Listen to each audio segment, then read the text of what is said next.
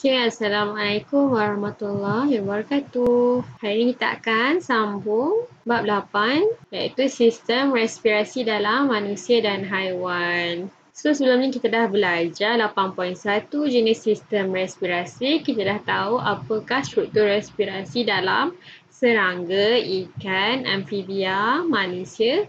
Dan kita dah belajar 8.2 mekanisme pernafasan. So hari ini cikgu akan terangkan 8.3 pertukaran gas dalam manusia dan 8.4 iaitu isu kesihatan berkaitan sistem respirasi manusia. Okay, 8.3 pertukaran gas dalam manusia. Tekanan separuh oksigen dan karbon dioksida. Resapan gas bergantung pada perbezaan tekanan separa antara dua kawasan.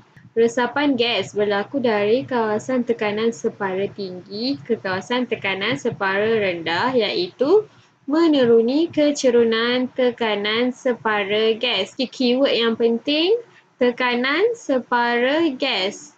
Menuruni kecerunan. Menuruni kecerunan tu maksudnya dari tempat tinggi ke tempat rendah lah, bukan dari tempat rendah ke tempat tinggi. So bila gas tidak seimbang, yang sebelah sini tekanan dia rendah, yang ni sebelah ni tekanan dia tinggi, so dia akan bergerak dari sini ke sini lah. Okay, sama lah kalau kat sebelah sini yang tinggi, kat sebelah sini yang rendah, dia akan bergerak dari sini ke sini. Okay, itu maksudnya menuruni kecerunan tekanan separa gas. Okay, proses pertukaran gas dan proses pengangkutan gas respirasi. So, proses pertukaran ni akan melibatkan kawasan di paru-paru ni lah awak punya alveolus. Okay, ni ada kapilari paru-paru. Manakala proses pengangkutan gas respirasi akan melibatkan seluruh badan. Okay, ini adalah daripada otak, ini adalah daripada anggota badan yang lain. Okay, kalau boleh nampak rajah ni, boleh nampak kat sini ada jantung, kat sini ada paru-paru. Okay, yang belah sini adalah belah kiri, yang belah sini adalah belah kanan. Jangan confuse ya. Walaupun tangan kanan awak kat belah sini, tapi dalam buku awak menghadap macam ni, yang belah sini adalah belah kiri. Jangan confuse. So, sebelah sini adalah atrium kiri, ventricle kiri, ventricle kanan dan atrium kanan. Okey, kemudian awak tengok yang menghubungkan antara paru-paru dengan atrium belah kiri, atrium kiri adalah vena pulmonary. Okay, namanya adalah vena pulmonary.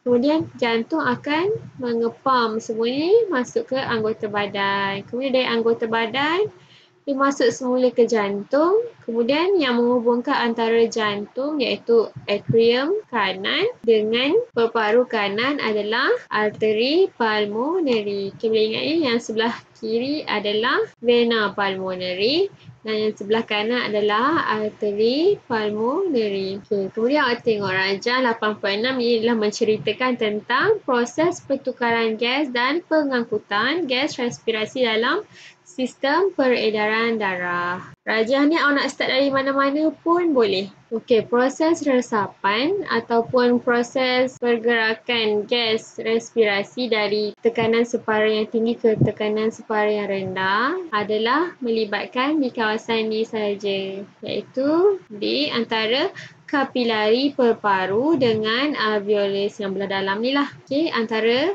alveolus dengan kapilari paru-paru. Kalau ini dia punya zoom in dia. Okay, ni lagi zoom in lagi adalah yang ni lah.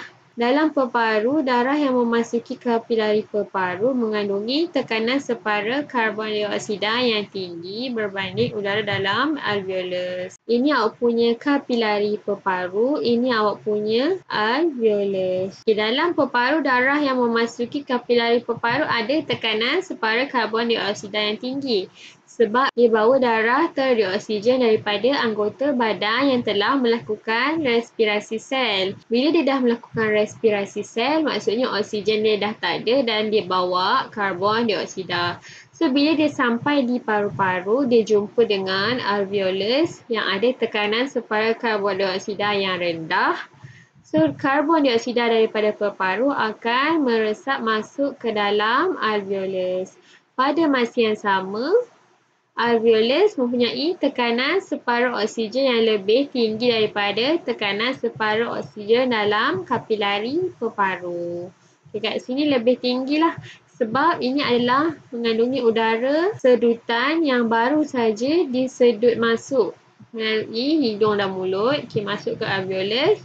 Dia mempunyai tekanan separuh oksigen yang tinggi dan tekanan separuh karbon dioksida yang rendah. Bila kat sini oksigennya tinggi, kat sini oksigennya rendah, oksigen akan meresap dari alveolus masuk ke dalam kapilari peparu. Oksigen bergabung dengan hemoglobin dalam eritrosit. Eritrosit atau nama lain dia sel darah merah untuk membentuk oksihemoglobin. Darah yang meninggalkan peparu melalui vena pulmonari mempunyai tekanan separuh oksigen yang tinggi dan tekanan separuh karbon dioksida yang rendah. Sebabnya ini adalah darah teroksigen lah. Dia mempunyai lebih banyak oksigen berbanding karbon dioksida. Dia akan bawa darah yang kaya dengan oksigen ni bawa ke jantung, maksudnya meninggalkan vena pulmonari.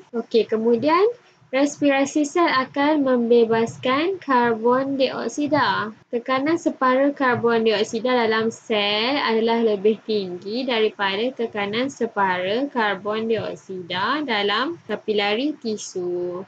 Ni awak punya kapilari tisu, maksudnya dalam sel badan awak ada banyak tisu kan? Dalam kapilari tisu ni tekanan separuh karbon dioksida adalah tinggi sebab dia telah melakukan respirasi sel. Ulang balik awak punya bab 7 sebelum ni kan. Respirasi sel, so dia telah membebaskan karbon dioksida yang lebih banyak. Kat sini berlakunya respirasi sel, karbon dioksida dipindah masuk ke dalam ni. Sebab kat sini karbon dioksida lebih rendah. Kat sebelah sini karbon dioksida rendah, oksigen tinggi. Ini daripada awak punya vena pulmonari. Kat sebelah sini pula dia telah melakukan respirasi sel. So oksigen rendah dan karbon dioksida tinggi. So berlakulah lagi resapan gas respirasi kat sini. Karbon dioksida meresap keluar dari sel badan ke dalam kapilari tisu dan diangkut kembali ke peparu. Apabila darah sampai ke tisu melalui kapilari tisu, tekanan separuh oksigen dalam darah adalah lebih tinggi daripada tekanan separuh oksigen dalam sel badan kerana respirasi sel menggunakan oksigen dalam sel. Oksihemoglobin terurai dan oksigen meresap dari kapilari tisu ke dalam sel badan. Oksigen ni dah masuk ke sini dan karbon dioksida dari sel badan dah masuk ke dalam kapilari tisu. Kemudian darah ni akan diangkut semula ke jantung. Anak panah seterusnya, darah yang masuk ke dalam peparu melalui arteri pulmonari mempunyai tekanan separuh oksigen yang rendah dan tekanan separuh karbon dioksida yang tinggi. Daripada sinilah, daripada jantung ni dibawa ke arteri pulmonari ke peparu balik. Darah yang masuk ke dalam peparu melalui arteri pulmonari mempunyai tekanan separuh oksigen yang rendah dan tekanan separuh karbon dioksida yang tinggi. Kemudian dia ulang baliklah. So proses resapan dan pengangkutan gas respirasi ni akan berulang-ulang. Kalau tak berulang matilah sebab tak cukup oksigen. Terlebih karbon dioksida. Pengangkutan karbon dioksida dalam sistem peredaran darah. Karbon dioksida diangkut melalui 3 cara. 70% diangkut dalam bentuk ion bikarbonat HCO3-. 23% karbon dioksida bergabung dengan hemoglobin untuk membentuk karbaminohemoglobin dan 7% karbon dioksida terlarut diangkut sebagai asid karbonik. 70% ion bikarbonat, 23% karbaminohemoglobin dan 7% asid karbonik atau H2CO3. Pengangkutan karbon dioksida dari sel badan ke kapilari tisu. Karbon dioksida CO2 yang dibebaskan oleh sel badan berpadu dengan air dalam eritrosit untuk membentuk asid karbonik. Enzim carbonic anhydrase dalam eritrosit memungkinkan tidak balas ini. Okey, memungkin maksudnya mempercepatkanlah tidak balas ini. Asid karbonik H2OCO3 kemudian terurai kepada ion bikarbonat HCO3- dan ion hidrogen H+. Kemudian ion bikarbonat akan meresap ke dalam plasma darah dan diangkut ke peparu. Okay, kalau rajin awak boleh tulis semula ayat ni dalam bentuk persamaan kimia. Okay, bagi cikgu bila tulis dalam persamaan kimia, kita lebih mudah nak faham. Okay, kalau yang ni daripada sel badan ke kapilari tisu, yang ni pula adalah daripada kapilari peparu ke alveolus. Setibanya di kapilari peparu, ion bikarbonat HCO3- dalam plasma darah meresap semula ke dalam eritrosit. Ion bikarbonat akan bergabung dengan ion hidrogen H+ semula untuk membentuk asid karbonik H2CO3. Asid karbonik kemudiannya terurai menjadi karbon dioksida dan air. Karbon dioksida meresap keluar melalui kapilari peparu ke dalam alveolus dan disingkir keluar semasa udara dihembus keluar. Okey. Nampak tak proses kedua-duanya adalah sebenarnya sama je. Dia cuma terbalikkan balik. Okey, tindak balas yang berbalik. Daripada CO2 dia jadi asid karbonik, kemudian dia terurai kepada ion bikarbonat dan ion hidrogen. Yang ni pula daripada ion bikarbonat bergabung balik dengan ion hidrogen, dia bentuk pula asid karbonik. Pasal asid karbonik ini pula terurai menjadi karbon dioksida dan air. Yang ni daripada karbon dioksida kepada ion bikarbonat, yang ni daripada ion bikarbonat kepada karbon dioksida. Kemudian barulah karbon dioksida ni boleh meresap keluar melalui kapilari peparu ke dalam alveolus. Okey, untuk yang ni tak ada cara. Awak kena fahamkan dan hafal. Itu saja cara. Kalau tak boleh faham, tak boleh hafal. Okey, subtopik seterusnya, isu kesihatan berkaitan sistem respirasi manusia. Okey, chronic obstructive pulmonary disease COPD ialah penyakit yang merangkumi penyakit asma, bronkitis kronik dan emfisema. Dalam penyakit emfisema, alveolus hilang kekenyalan dan saiz bertambah. Dinding alveolus rosak, jumlah luas permukaan alveolus berkurang dan pertukaran gas menjadi kurang efisien. Dalam penyakit bronkitis kronik, bronkiol menjadi radang. Bronkiol yang sebelum alveolus tu kan, menjadi radang, bengkak dan tersumbat. Ini mengurangkan aliran udara dan menyukarkan pernafasan. Mukus yang banyak terbentuk pula menyebabkan batuk berterusan. Silium yang rosak menyukarkan penyingkiran mukus. Silium kalau awak tak ingat, silium tu macam yang bulu-bulu halus dalam awak punya saluran pernafasan lah, yang dia akan sentiasa bergerak-bergerak tu kan untuk menyingkirkan mukus lah.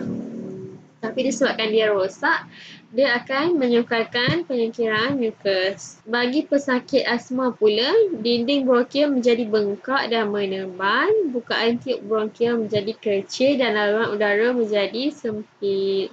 Keadaan ini juga menyukarkan pernafasan dan menyebabkan pesakit sesak nafas. Kiraja menunjukkan paru-paru pesakit COPD. Ini awak punya paru-paru, ini awak punya bronkiol. Okay, normal rupa dia macam ni. Bila dalam pesakit asma, laluan udara menjadi sempit kerana dinding bronkial menjadi bengkak dan menebal. Untuk pesakit bronkitis kronik pula, bronkialnya akan mengalami keradangan dan menghasilkan mukus yang berlebihan. Kita nampak kan beza dia? Yang ni tak ada mukus, yang ni ada mukus. Yang ni bengkak dan menebal, yang ni radang dan menghasilkan mukus. Okay, untuk emfisema pula, dia melibatkan dua-dualah bronkiol dengan alveolus. Okay, alveolus normal macam ni, cantik je. Kemudian kalau pesakit emfisema, bronkiol dia adalah lebih sempit dan dinding alveolus rosak. Bila rosak, Pertukaran gas tidak berlaku dengan efisien. Okay, ini saja untuk kelas hari ini. Cikgu harap awak boleh faham. Okay, jumpa lagi pada bab yang seterusnya. Assalamualaikum warahmatullahi wabarakatuh.